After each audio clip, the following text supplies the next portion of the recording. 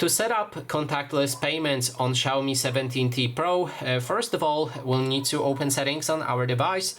We can go into more connectivity options right here and select NFC. Make sure that NFC is enabled, and always if you want to pay, of course, it needs to be enabled.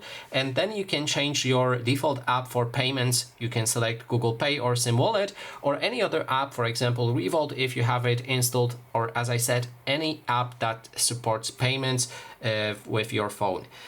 So if you have that app selected, you will also need to navigate into that app to add a card for those payments. So here we have Google Wallet.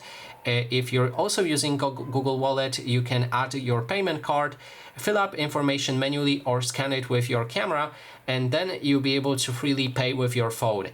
But make sure that NFC is always active if you want to do so. And that is basically everything. Thanks so much for watching.